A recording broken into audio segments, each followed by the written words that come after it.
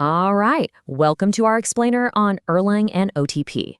We're going to kick things off by exploring why a programming language that was born way back in the 1980s is, and you might not believe this, more critical today than it has ever been. So let's just dive right in. So let's start with one of the absolute biggest challenges in all of software engineering. How do you actually design and build a system that under no circumstances is allowed to fail? I'm not talking about some website that you can just reboot. I mean critical infrastructure, the kind of stuff people truly depend on. Well, the answer to that question actually takes us back to the world of telecommunications. See, back when phone networks were exploding globally, Ericsson had a huge problem. They needed to manage telephone switches that had to run nonstop for decades. Failure just wasn't in the vocabulary. And that's the high-pressure environment that created Erlang. Okay, let's really get into this. Because to understand Erlang, you first have to understand the extreme, almost impossible problem it was built to solve. This was never just about writing code. It was about trying to achieve a kind of digital immortality for a piece of software. This number is everything. This is what's called 9 nines of availability. So what does that actually mean? It means a system can only be down for about 31 milliseconds per year in total. That's less time than it takes you to blink. And that is the mind-boggling level of reliability Erlang was engineered from its very core to deliver. So, how in the world do you actually get that kind of uptime? It's definitely not through just hoping for the best. It's achieved through a few incredibly powerful core principles that are baked right into the language and its runtime.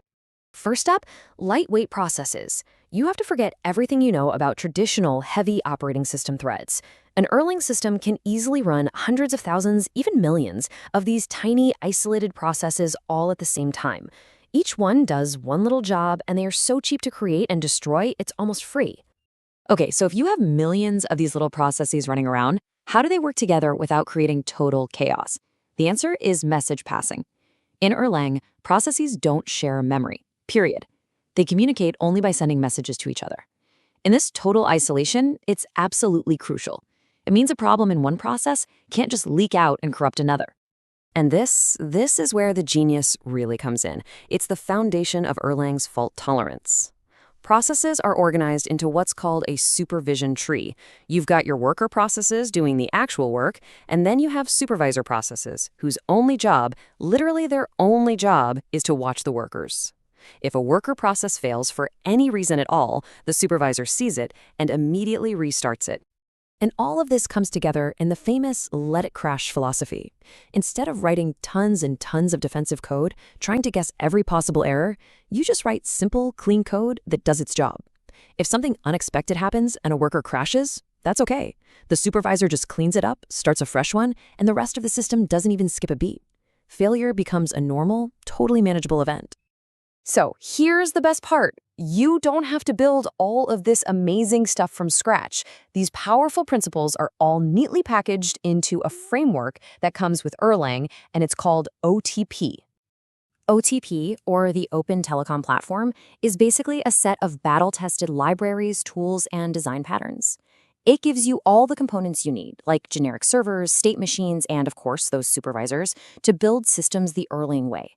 It's your complete toolkit for resilience.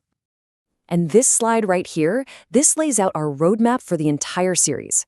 We're going to use these principles to build a real message router, starting with the core OTP architecture.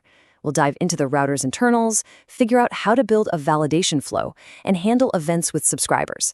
And most importantly, we'll build our own supervision trees for fault tolerance, and even do hot code upgrades on a running system without taking it offline for even a second.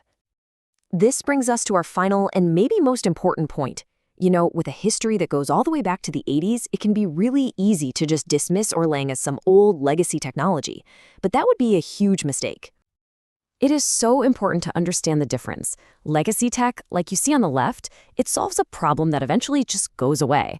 It gets brittle and becomes a pain to maintain. But timeless engineering, on the right, that solves fundamental problems that are always with us, like concurrency, distribution, and fault tolerance. Its principles last, creating systems that are resilient by their very nature. Just think about the challenges we face today. Building massive, scalable microservices, reliable IoT platforms, real-time messaging apps, distributed databases. These are all systems that have to be concurrent, distributed, and fault-tolerant. They are precisely the kind of systems Erlang and OTP were built for from the very beginning. So if you only take one single thing away from this introduction, let it be this. Erlang isn't legacy. It is timeless. It's a set of brilliant engineering principles for building systems that can take a punch and just keep on running, no matter what. And we'll leave you with this final thought to chew on as we go through the rest of the series. How would the software you build change if, instead of trying to prevent every single possible failure, you just designed your systems to expect it, to handle it, and to heal themselves? That's the mindset we're going to be exploring.